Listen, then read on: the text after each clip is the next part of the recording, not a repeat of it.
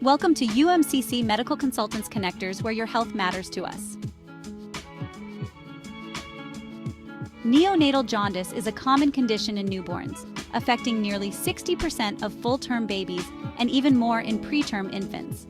It causes the baby's skin and the whites of their eyes to look yellow, which can be quite alarming for new parents. This yellow discoloration is due to a substance called bilirubin, which is a byproduct of the normal breakdown of red blood cells. Bilirubin is a yellow pigment that needs to be processed and removed from the body. It forms during the natural breakdown of red blood cells, which is a routine process in the body. Usually, the liver helps to remove bilirubin from the body by processing it and then excreting it. However, a newborn's liver might not be fully developed, especially in the first few days after birth. This underdeveloped liver may not be able to remove bilirubin efficiently, leading to its accumulation in the blood. This buildup of bilirubin in the blood is what causes the yellowing of the skin and eyes, known as jaundice. Most cases of neonatal jaundice are mild and resolve on their own as the baby's liver matures. They typically disappear within a week or two without any need for medical intervention. However, in some cases, the levels of bilirubin can become very high, which can be harmful and require medical attention. It's crucial to monitor newborns for signs of jaundice and seek medical attention if the yellowing seems to be worsening or if the baby is showing other symptoms. Early diagnosis and treatment are essential to prevent complications, which can include serious conditions like kernicterus, a type of brain damage. With proper care and timely medical intervention, most babies with jaundice recover fully and go on to lead healthy, normal lives. There are several causes of neonatal jaundice, a condition that affects many newborns. One common cause is physiological jaundice, which is quite normal and usually harmless. This type occurs due to the normal breakdown of red blood cells after birth, leading to a temporary increase in bilirubin levels.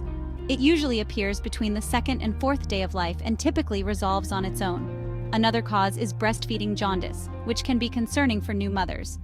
This type can occur if the baby is not getting enough breast milk, leading to dehydration and higher bilirubin levels. It usually appears in the first week of life and can be managed with proper breastfeeding techniques. Breast milk jaundice is another type that parents should be aware of. It's linked to substances in breast milk that prevent the breakdown of bilirubin, causing it to build up in the baby's blood. This type usually appears after the first week of life and can last for several weeks. Other causes include blood type incompatibility between mother and baby, infections, and certain medical conditions that affect the liver. It's important to note that not all babies will develop jaundice, and many cases are mild and resolve without treatment. However, severe cases may require medical intervention, such as phototherapy or even blood transfusions, to reduce bilirubin levels. Early detection and proper management are key to ensuring the health and well-being of newborns with jaundice. Neonatal jaundice is characterized by a yellowing of the skin and the whites of the eyes. The yellowing usually appears first on the face. It then progresses to the chest, stomach, arms, and legs. In more severe cases, the palms of the hands and soles of the feet may also appear yellow. Other signs and symptoms may include sleepiness, poor feeding, dark urine, and pale stools. If you notice any of these signs in your newborn, it's important to contact your healthcare provider. They can assess your baby and determine the cause of the jaundice. Early detection and treatment are key to preventing complications. Section 4. Diagnosis and assessment of jaundice. Healthcare providers use various methods to diagnose and assess neonatal jaundice.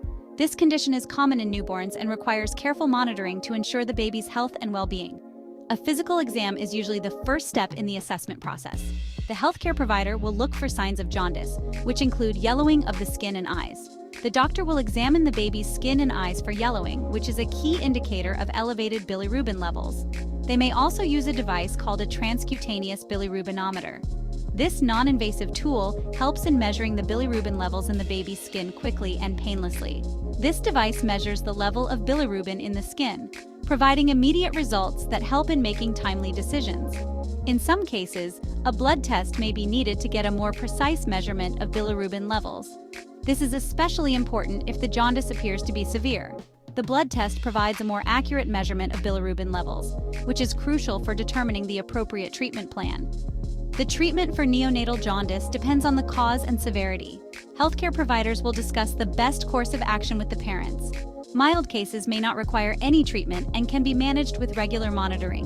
The jaundice often resolves on its own as the baby's liver matures, allowing the baby to grow and develop healthily. Section 5. Treatment and management of neonatal jaundice. For more severe cases, phototherapy is the most common treatment. This involves placing the baby under special blue lights. These lights help break down bilirubin in the skin. Frequent feedings are also important to help the baby pass bilirubin in their stool. In rare cases, an exchange transfusion may be necessary. This procedure involves replacing the baby's blood with donor blood. This helps to quickly lower the level of bilirubin in the blood. Early diagnosis and treatment of neonatal jaundice are crucial. Most babies make a full recovery with no lasting effects.